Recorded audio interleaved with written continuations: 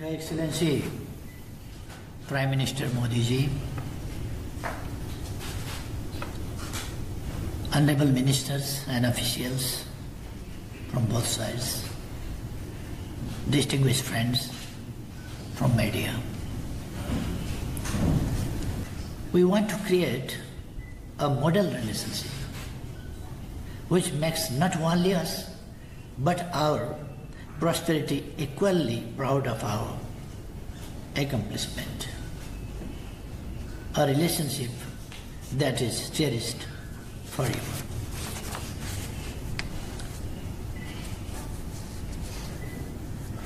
Now has completed a very crucial transitional phase after completing the 3 tiers of elections, and has entered into a new era and stage of economic development.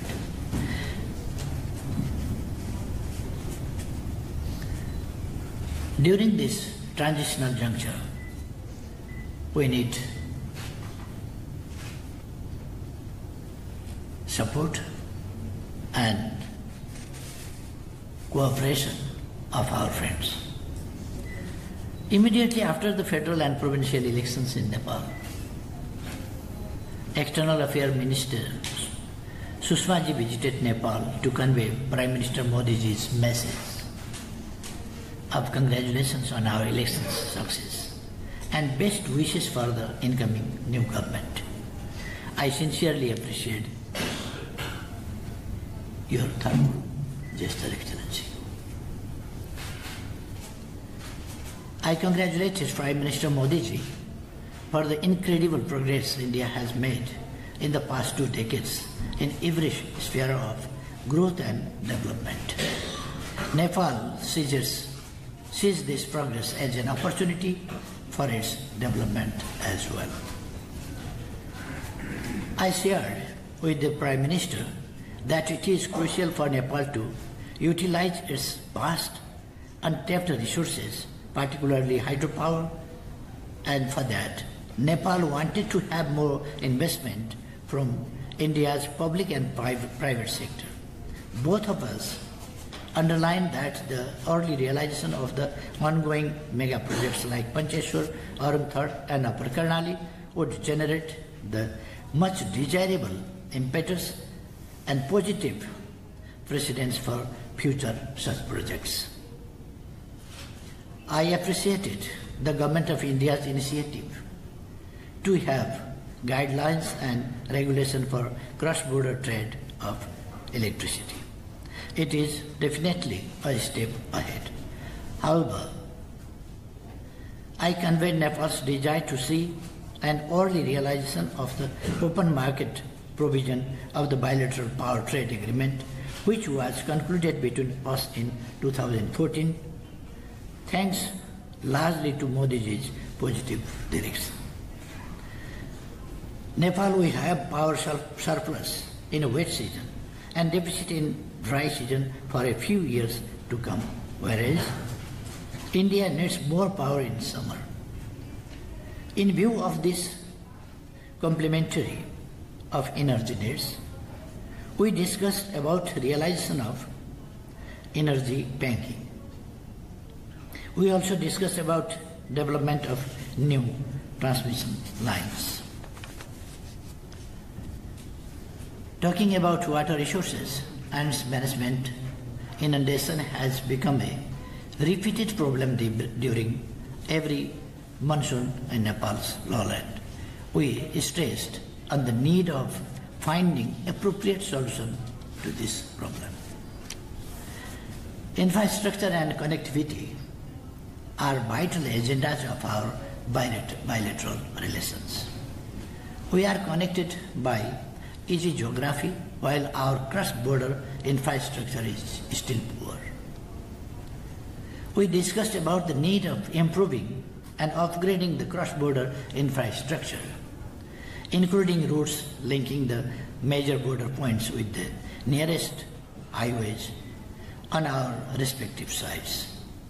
Cross-border railway is being developed at 2 points, and we agreed to give an early start to works on 3 other places. We also talked about early completion of works remaining 4 ICPs. Talking about connectivity, we discussed also about the possibility of being linked by river navigation. And just before we heard the commitment, listened the commitment by His Excellency Modi ji that how much India is positive to provide those facilities. And he precisely said that Nepal no more is landlocked. It was land linked, but now not only land linked, but it is connected to the waterways also. Talking about connectivity, we discussed also about the possibility of being linked by river navigation, which we discussed. Our future lies in the expansion of economic engagement, namely growth of bilateral trade, streamlining of transit facilities, and increased investment. I shared with Prime Minister Modi ji Nepal's concern about alarming scale of trade deficit and stress on the need of implementing measures to expand Nepal's export. Agriculture is one of the areas where India has made significant progress, and there is potentiality for Nepal to learn. With this in mind, I am visiting G.B. Pant University of Agriculture and Technology in Pantnagar tomorrow, and I thank the Government of India for making that arrangement. We are having a specific outcome on 3 key areas of development, namely agriculture, railways, connectivity, and waterways. As we just before listened, that Prime Minister Modi ji said that railway connectivity and construction of railways from Kathmandu to Raxaul also. So I didn't repeat again that, and I would like to express my happiness on that question.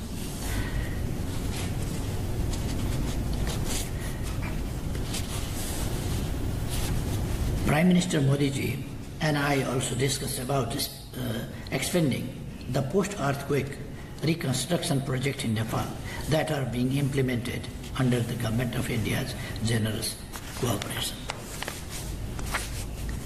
We noted the progress of boundary-related technical works which are being undertaken by the surveys of both sides, and had the understanding that status quo will be maintained until we start to address the problem of cross-border occupation in totality. We underlined the importance of regional and sub-regional cooperation for the common prosperity of the people in the region. Finally, dear friends, we must build on those enablers to boost our relations. We must seize the opportunity to make our relations fruitful to the lives of our people. As close neighbors, we share a common destiny which demands collective pursuit of prosperity.